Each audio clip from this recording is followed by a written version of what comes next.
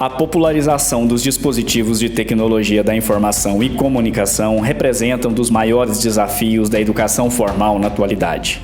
Se, por um lado, a invenção do smartphone possibilitou que cada indivíduo carregue um computador no bolso, por outro, as grandes empresas de tecnologia, por meio das redes sociais, exploram vulnerabilidades de crianças e adolescentes, concentrando riqueza às custas de gerar vícios e fomentar discursos de ódio. Leis e regulamentações seriam suficientes para frear esse processo? A oferta de uma formação crítica nas escolas seria a melhor estratégia para lidar com a tecnologia? Ou as instituições de ensino formal já teriam perdido seu sentido de existir? Para falar sobre esse e outros assuntos relacionados à educação e tecnologia, recebemos no Diacrônico Fabiana Lopes Correia. Ela possui graduação em Ciências Sociais pela Universidade Estadual de Montes Claros, mestrado em Ciências Sociais pela Universidade Federal de Uberlândia. Desenvolveu pesquisas sobre o uso de tecnologias por estudantes e foi professora substituta no Instituto Federal do Triângulo Mineiro, campus Patos de Minas.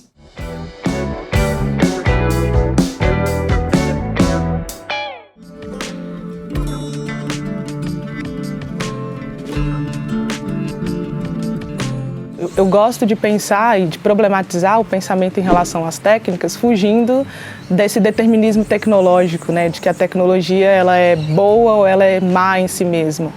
Gosto da compreensão de que a tecnologia tem política intrínseca ali, as redes sociais, a compreensão desse objeto, porque ele é mais fácil de carregar ou não, mais dinâmico ou não. Tudo isso tem uma política pensada ali, que pode ser ressignificada a partir dos usos, né, das atribuições que são dadas a esse aparelho. E aí a discussão sobre os artefatos técnicos dialoga também com a perspectiva do Finberg, né, de que uma lógica de subversão ali nas técnicas. E é importante pensar quando esses artefatos chegam nos sujeitos que se apropriam dele, ele pode assumir usos, contornos impensados anteriormente. E isso é, inclusive, tem sido um ponto de reflexão, porque eu girei a chave de uma pesquisadora observadora da sala de aula para uma professora que também precisa lidar, né, com essa realidade. Quando eu fiz a minha imersão em 2019, na época concluindo a minha graduação, o celular era um objeto que me interessava muito, porque ele está num entrelugar, né? Ele é uma tecnologia, mas não é lido como uma tecnologia educacional, pedagógica, ou tem dificuldades, né, de realizar essa leitura, mas ao mesmo tempo faz parte do universo dos estudantes o tempo todo, né, na dinâmica escolar e fora da dinâmica. Então o meu olhar tentava cooptar como que esse objeto, qual o lugar dele ali na sala de aula, né, estabelecendo novas formas de sociabilidade entre os estudantes, gerando rupturas, conflitos, né, entre docentes e discentes, e agora, como professor, é inevitável perceber esse aparelho que é constante, né? Ora, porque os estudantes trocam vídeos entre si, estando um ao lado do outro, né? Então essa sociabilidade que é online, mas também é presencial, essa dinâmica presencial que passa pelo virtual, porque é preciso registrar momentos, é preciso estabelecer trocas e, enfim, dentro da sala de aula também, né? Como esse aparelho aparece, ora, como algo que pode possibilitar um acesso rápido a uma imagem, algo que dialogue com a sala, mas que pode possibilitar uma fuga, né? O acesso a 1000 universos enquanto a aula se processa ali. Então, em alguma medida, acho que o celular, de fato, tensiona um pouco a dinâmica da sala. E não porque a aula está desinteressante, né? Enfim, pode ser também, mas é fato que o professor chega na sala com os estudantes já manipulando o celular, né? Então eles não se dão a oportunidade, digamos assim, de experimentar a aula e usar esse artefato como fuga. Ele está ali a priori, né? Antes da aula começar, ele já ocupa este espaço. Eu discordo um pouco da ideia de que o celular impede completamente a interação pessoal, né? Isso foi uma das justificativas para que ele fosse proibido nos momentos de intervalo, nos momentos fora, né, de sala de aula. Como eu falei anteriormente, acho que há uma sociabilidade que gira em torno desse aparelho, embora exista a possibilidade de fato, o aluno estar isolado no seu mundo, né, porque ele está em contato com o celular, mas isso não é um determinante, né? Existem sociabilidades que se aplicam e que se convergem ali a partir do celular. O Kozinets, que é um pesquisador que estuda, né, pesquisas online, chama a atenção para o fato de que as interações virtuais, elas existem no mundo pré-virtual, né, e são reproduzidas neste espaço. Eu tenho pensado muito. Eu acho que é importante que haja um diálogo. Não sei se a proibição tão drástica produzirá efeitos, mas penso também no fato de que já existem legislações que não foram aplicadas, né? No estado de Minas Gerais, essa proibição já existe, em outros estados também essa proibição já existe. E me preocupo com como essa articulação será feita entre a comunidade escolar. Há um grande conflito agora, um grande rebuliço, digamos assim. Acho que é normal, dado o teor da política, né? E, enfim, o modo como ela atinge diretamente o universo escolar. Mas eu fico me perguntando, por exemplo, como será o diálogo com as relações desses estudantes fora da escola, né? Porque, por vezes, a gente trata a escola como um mundo à parte também. E é fato que as vivências fora da escola contribuem para as vivências que existem ali dentro, né? Então, penso, por exemplo, na realidade de estudantes que chegam em sala com muito sono, que têm dificuldades de acompanhar a aula, porque eles passaram a noite jogando, passaram a noite usando a tecnologia. Então, acho que é importante tensionar a questão para pensar em uma educação paratécnica, né? Enfim, e aí essa educação paratécnica precisa alcançar jovens, adolescentes de idade escolar, mas adultos também, né? Acho que os conflitos que temos em relação a fake news, os conflitos, né, em período eleitoral mostram que nós não temos uma educação para usar as redes e, enfim, os inúmeros problemas que pode usar. Mas tenho pensado se essa lei abrupta, sem consulta direta à comunidade escolar, sem ouvir professores e estudantes, que apesar dos estudantes serem, né, majoritariamente favoráveis ao uso, existem considerações importantes, né, que vale pensar em relação ao universo deles. Acho que é importante ouvi-los nesse processo. E não saberia dizer de cara se é positivo ou se é negativo. Enfim, há uma ocupação ali que tensiona, de fato, a realização das aulas, né? Porque, inevitavelmente, é um uso que não aquilo proposto, né? Inclusive, as discussões que pensam sobre a gamificação da sala de aula podem se sustentar em alguma medida, mas nenhum professor vai passar todas as aulas com games, né? Precisa ter um momento teórico, precisa ter uma apresentação. E talvez o caminho seja tentar dialogar em como que a escola se apropria dessa linguagem, desse artefato, para que ele faça sentido entre os jovens no universo escolar, sem perder sua dimensão educacional, né? Sem perder a sua potencialidade, digamos assim. Quer dizer, o conteúdo precisa chegar e, enfim, não dá também para abrir mão dessa parte porque é preciso ser tecnológico.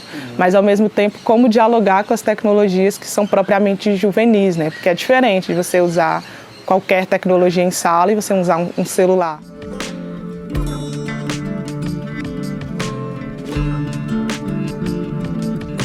Eu acho que terá uma resistência muito grande. Acho que será um conflito muito grande. E acho que parte desse conflito tem a ver com a maneira como a instituição escolar lida com os adolescentes, né? Acho que há uma tendência de desconsiderar os adolescentes ou tratá-los todos a priori como indisciplinados, desinteressados. E aí essa medida, né, de cima para baixo soa quase que como uma afronta, né? Então, já que você vai proibir, então eu vou usar. Então, agora eu vou usar mesmo. Então, acho que conflituosa. Mas acho que a adesão vai depender de como esse diálogo vai ser construído entre cada escola, né? E acho que nesse momento pesa a singularidade de cada escola, o quanto que esse universo escolar consegue ser coeso, né? O quanto que esse clima entre o corpo docente pedagógico e os discentes é mais de diálogo ou mais de oposição, porque existem escolas que prevalece essa ideia, né, de que o professor, o corpo docente, o corpo pedagógico são opositores ao estudante, né? Então é preciso resistir, é preciso enfrentar. Acho que essa dinâmica vai variar muito de escola para escola e depender muito de como esses acordos vão ser articulados. Então, acho que esse é o maior problema, né? De pensar leis abruptas, assim. Discussões sobre tecnologias na sala de aula e no universo escolar existem já há um tempo. Mas aí, de repente, surge uma lei, assim, de uma vez. E, enfim, é quase que uma ruptura, né? Que, em alguma medida, já denuncia uma dificuldade também antiga, né? Que é essa dificuldade de construir redes, né? De dialogar com esses estudantes e ponderar, né? O que é o diálogo, o que é ceder. Acho que há muito essa ideia de tratar os jovens a priori como sujeitos que não podem contribuir para esse universo escolar, quando, na verdade, eles têm a chave para muitas coisas, né? Ainda que de forma espontânea, ainda que eles não estejam pensando teoricamente sobre isso como os pesquisadores da educação estão, mas eles têm na prática ali chaves para compreender esse universo, que são desconsideradas, né?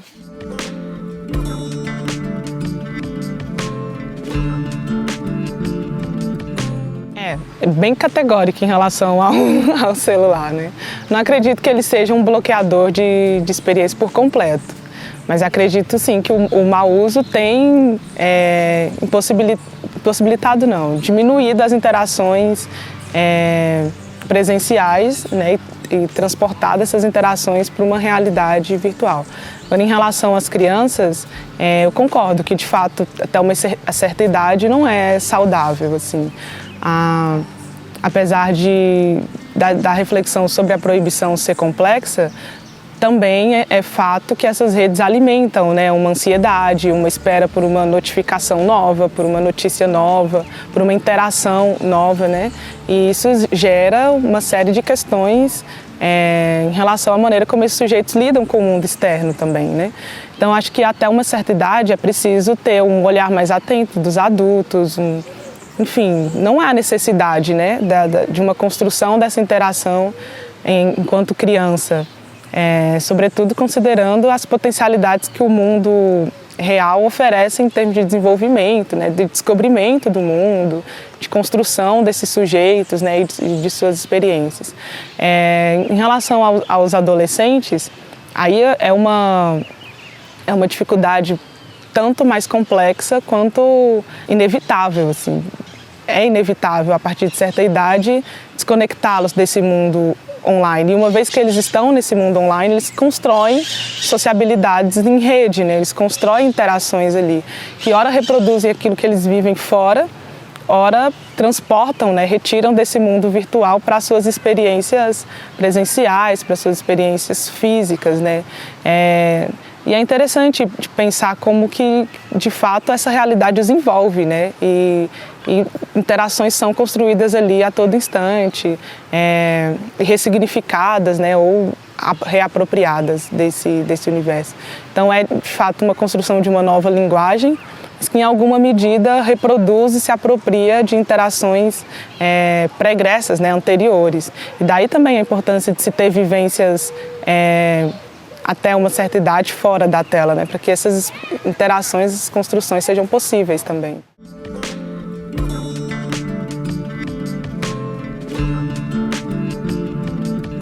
Então, na escrita da minha dissertação, eu recorri a esse tema a partir de uma reflexão da Salles, né, que é uma pesquisadora da UFMG e que está considerando juventudes do ensino médio. E aí ela se apropria da reflexão da Donna Haraway para dizer, né, que as técnicas provocam essa transformação, né, essa dimensão de um ser humano ciborgue, que é essa dimensão de que as técnicas estão tão presentes no nosso cotidiano que já fazem parte de nós em alguma medida, né? E de fato fazem, né? Elas estão presentes em tudo, na orientação geográfica, na organização cotidiana das práticas.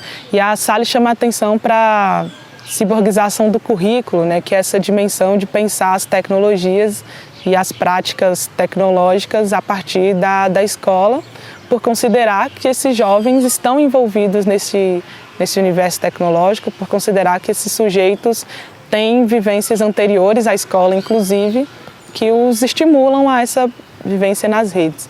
Então, as contribuições da sociologia da educação e a importância de pensar nessa sociologia da educação em relação à tecnologia é justamente não desconsiderar as vivências anteriores que os jovens têm, né, da escola, que é um pouco aquilo que a gente conversou anteriormente.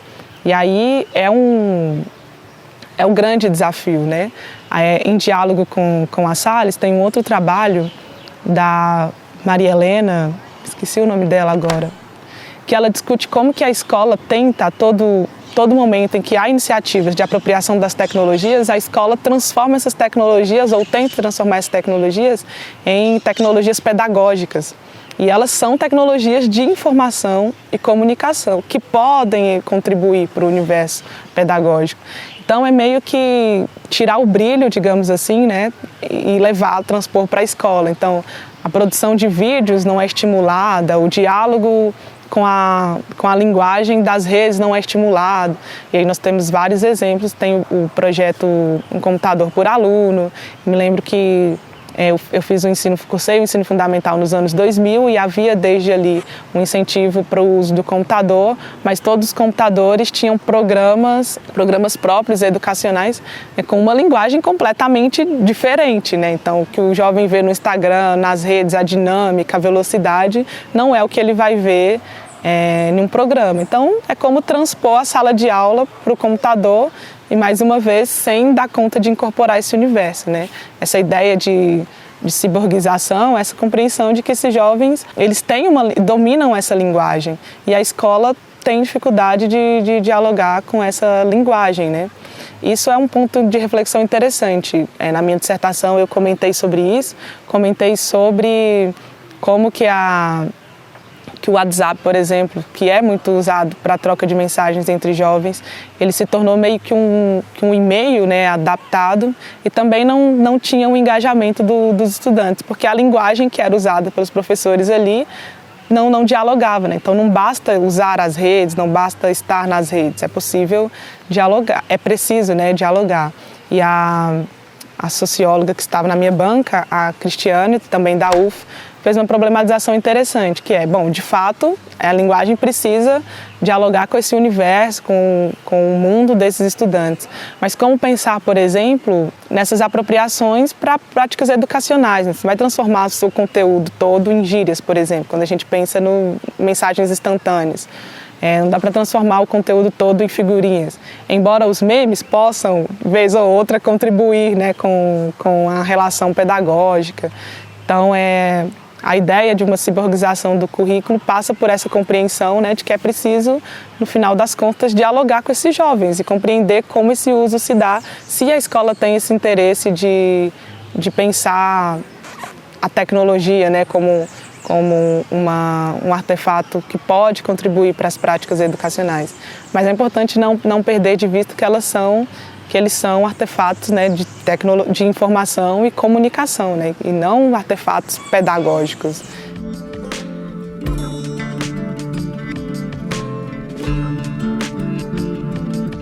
Boa pergunta.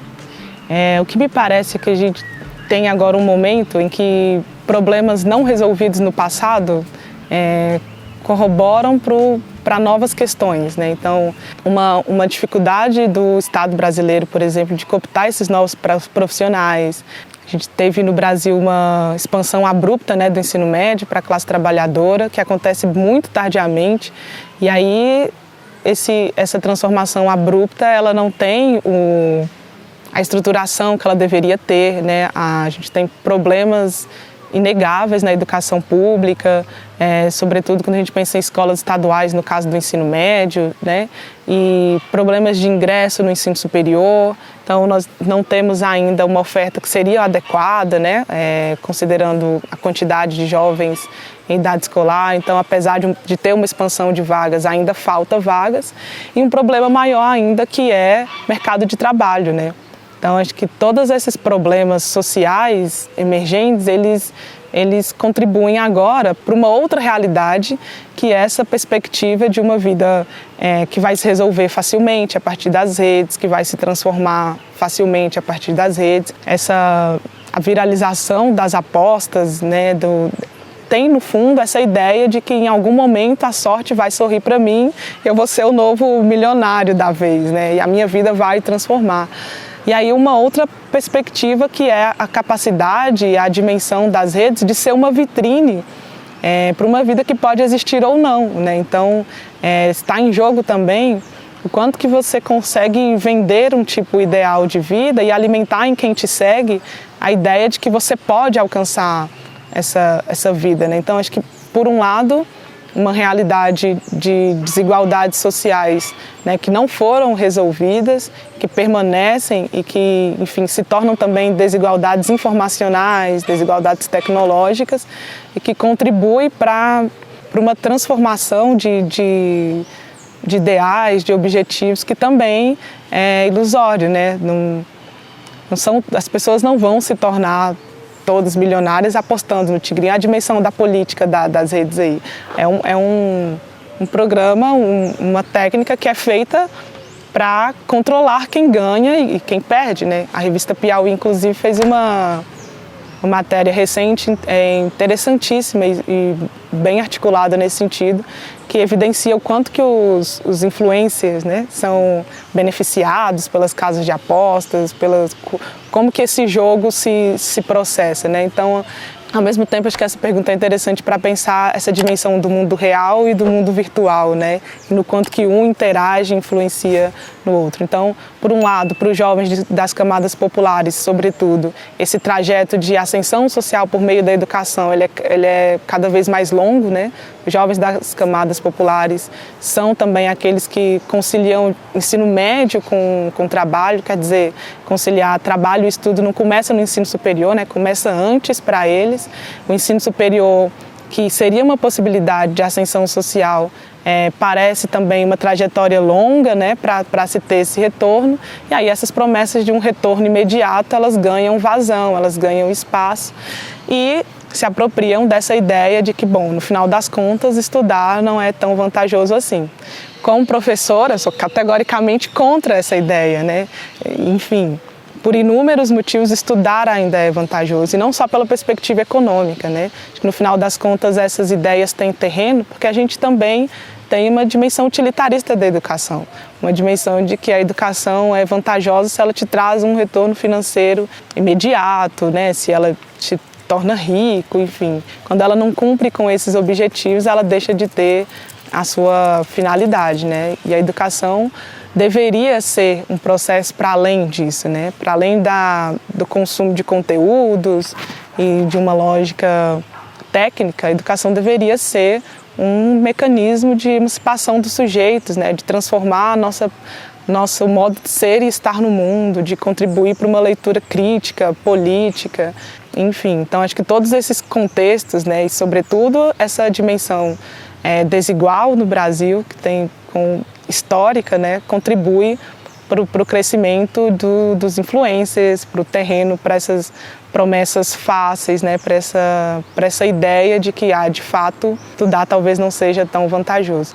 Há uma outra perspectiva também, que a escola não é só um espaço de obtenção de conteúdos massivos, né? É um espaço importante e segue sendo, na minha perspectiva, acho que a pandemia ressaltou isso também, é um espaço importante de socialização, de convívio com as diferenças, de escuta, né, do outro, de furar a bolha, né, de crescimento pessoal para além da perspectiva profissional. Por que eu digo que a pandemia ressaltou isso? Porque após a pandemia eu ouvi muito isso de vários estudantes, né? Eu senti falta de estar com os colegas, senti falta de um professor ajudando com as aulas, senti falta do intervalo, dos espaços. Então, junto com essa ideia de que há uma vida fácil possível, de que a escola não tem mais finalidade, há um crescimento da ideia de que é possível estudar só, de que é possível, né, se distanciar desse espaço físico de interação. Há, inclusive, um lobby muito grande nas políticas públicas educacionais, né, brasileiras, do mercado, né, das iniciativas privadas. O livro Educação contra a Barbárie traz algumas denúncias sobre isso. E no final das contas, a escola ainda tem sua perspectiva social, sobretudo, fundamental, né? Esse desenvolvimento do sujeito, esse encontro com as diferenças, ele segue sendo relevante. Espero que continue sendo relevante.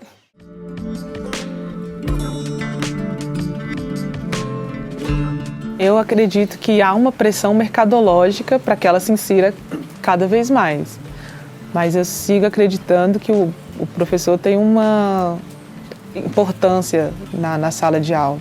E uma importância construída a partir da mediação com o aluno, né? Eu particularmente não gosto muito da ideia de um mero tutor também, né?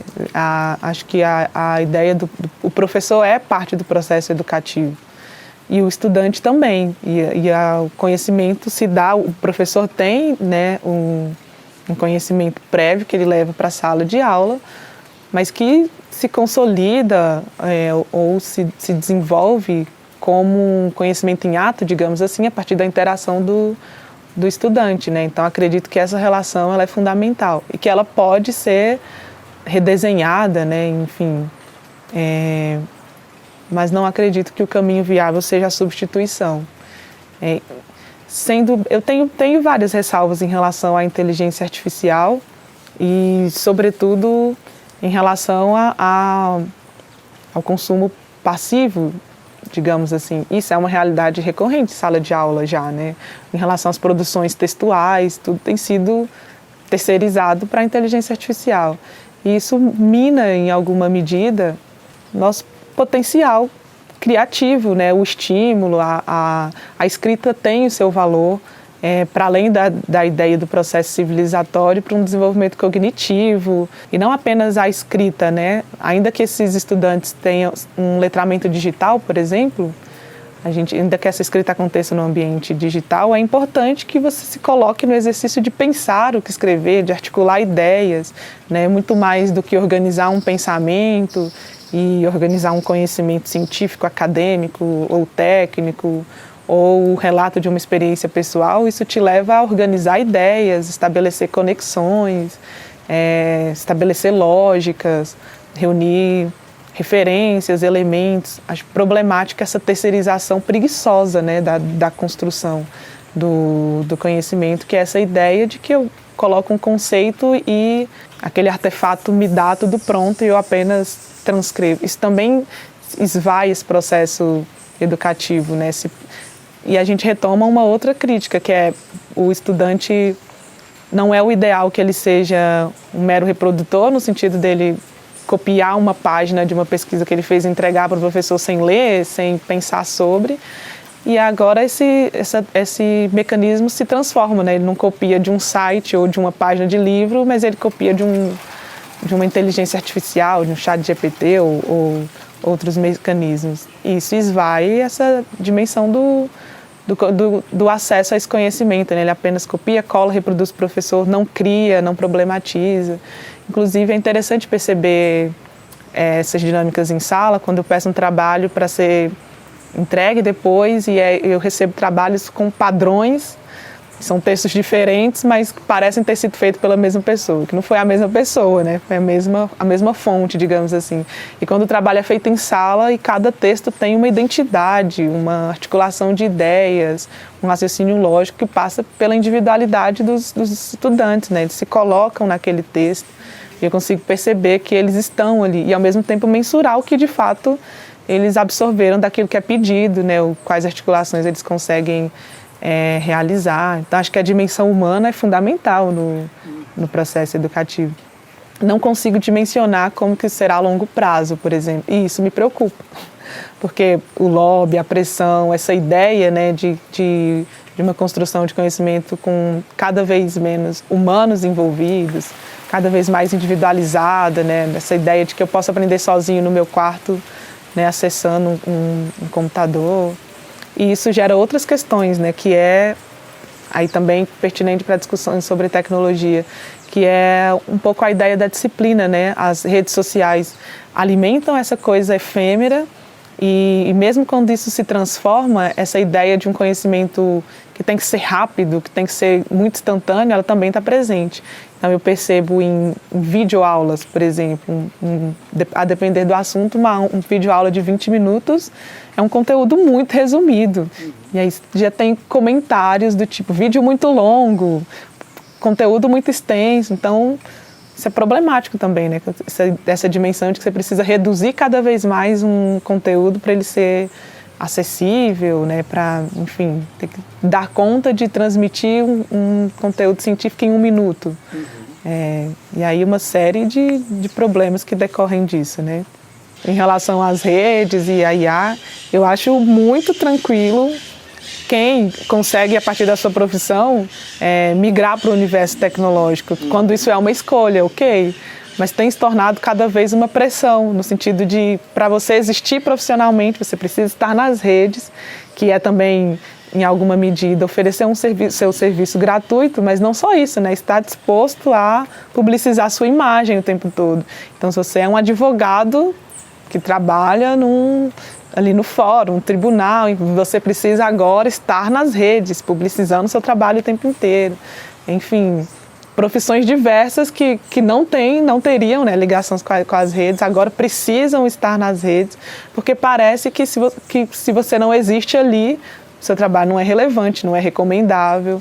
E, enfim, que isso parta do campo da escolha, ok, mas que isso se torne uma obrigação, isso é problemático. E tem, inclusive, chegado à dimensão do campo acadêmico, né, das pesquisas. Uma coisa é a pesquisa ser acessível, outra coisa é o pesquisador estar disposto a expor sua imagem. Ele pode simplesmente não querer, né? Isso se torna um problema.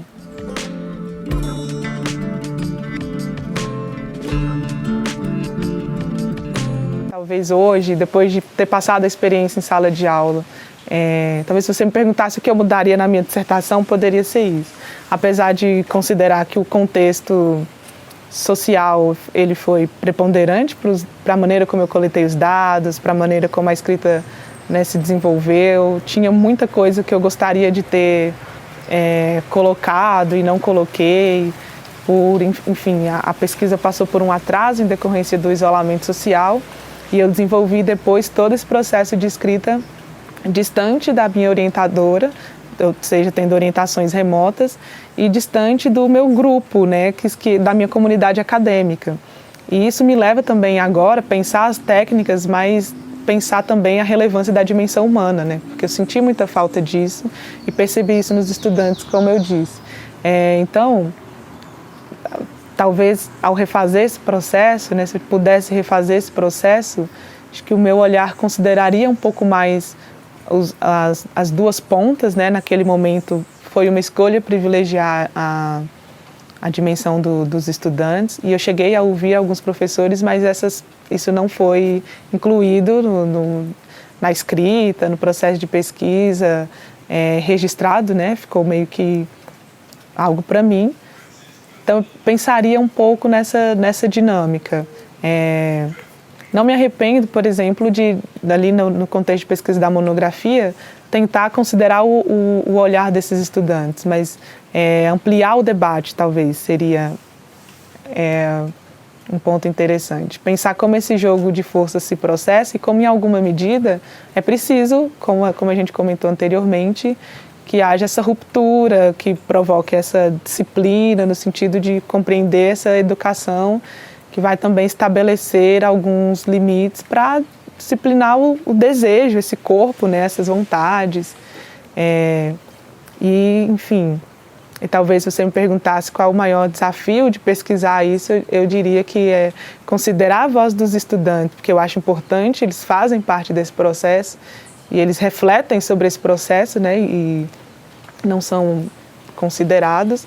Mas talvez o maior desafio seja considerá-los e dar conta de captar essas necessidades sem perder a dimensão pedagógica e educacional, né? Garantindo a qualidade, digamos assim, desse processo formativo e do estabelecimento desse rito de passagem. Eu considero que é um campo muito aberto, assim.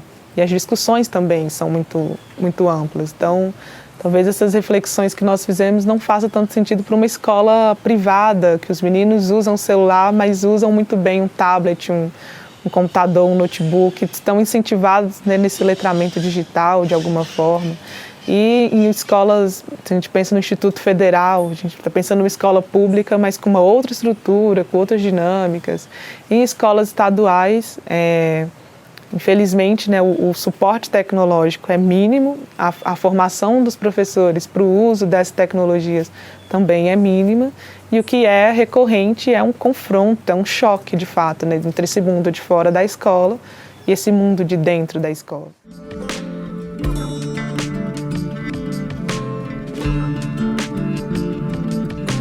Eu idealizo, né, uma escola em que esse diálogo ele seja possível, em que, enfim, haja uma construção, e aí nesse ponto talvez seja uma idealização mesmo, e eu tento como professora construir isso, né, embora eu tenha consciência de que em alguns momentos existe a possibilidade de que os estudantes se abusem disso, por exemplo, mas acho que construir essa relação de escuta, isso não se dá apenas na sala de aula, né, nos espaços escolares como um todo, no corredor, nos espaços de interação. Então, eu acredito que um modelo ideal é esse, né, em que um professor ele é alguém que conduz esse processo formativo e tem consciência, né, da relevância do seu papel ali, mas que não desconsidera as vivências, as realidades desses estudantes que chegam, né, que constrói um processo formativo a partir do afeto, né, que considera esse estudante como um sujeito. Acho que eu considero que algumas rupturas, alguns bloqueios, situações conflituosas que decorrem em sala de aula partem um pouco disso. E eu tenho noção do esgotamento, né, de toda a realidade que atinge boa parte dos professores, e que está ali ancorada, né, numa perspectiva educacional cada vez mais técnica, cada vez mais utilitarista, né, que cobra cada vez mais dos profissionais do que acolhe, por exemplo, do que dá suporte, mas ao mesmo tempo retroalimenta essa dimensão, essa relação de conflito, né? Então, uma escola ideal é aquela que consegue construir esse processo, né? O professor é alguém que é respeitado, que tem a sua relevância enquanto, né, dentro da sala de aula, mas ao mesmo tempo que consegue construir esse processo a partir do afeto, a partir da construção de laços sólidos, né, entre os estudantes. Isso não significa que o professor precisa ser amigo de todos os seus alunos, né, mas que considera as suas vivências para além disso. E outra coisa fundamental para uma escola ideal é a participação da comunidade extraescolar. Talvez essa seja a maior carência, assim, em termos educacionais, né? Que os pais saibam do que se trata a educação, que os pais participem desse processo educativo. Então, algumas rupturas que a gente presencia também têm a ver com a dificuldade da escola de dialogar com os espaços fora da sala de aula, e a dificuldade que eu digo não como culpa da escola, né? Mas no sentido de que não acessa, os pais não constroem junto, não participam do processo, não frequentam a escola, não conhecem a escola. E é extremamente frustrante, por exemplo, na condição de professora, ouvir fake news, né? O famoso migué, em relação a situações que não ocorrem em escola, mas que são credibilizadas pela comunidade justamente porque elas não conhecem a realidade da escola, né? Então, em muitos lugares, o professor está ali como alguém que precisa resolver, solucionar conflitos, estabelecer relações para além da sua função pedagógica, né? E isso tem origem num distanciamento das famílias em relação a esse universo escolar. Então, essa é uma idealização que talvez esteja bem no campo da idealização, mas que construiria, ao meu ver, uma escola ideal, assim, pais que conhecem, que participam, que são, sobretudo, parceiros dos professores, né? Infelizmente, a gente tem construído uma realidade de que o professor tem se tornado quase que o inimigo do processo educacional, quando, na verdade, ele é alguém que recebe todos os conflitos todos os problemas, né? Enfim, aquilo que nós comentamos sobre as desigualdades, tudo que isso gera cai ali na frente do professor, no ofício, né, do professor. Então, a escola idealizada seria essa, que a comunidade extraescolar acolhesse e participasse do processo formativo.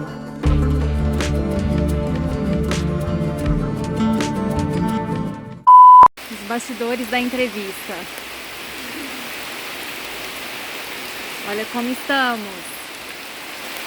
Eita. Você falou que tinha saído das redes sociais, né, por conta do mestrado, e você se sentiu bem com isso. E por que você voltou para as redes sociais? Por causa dos meus alunos.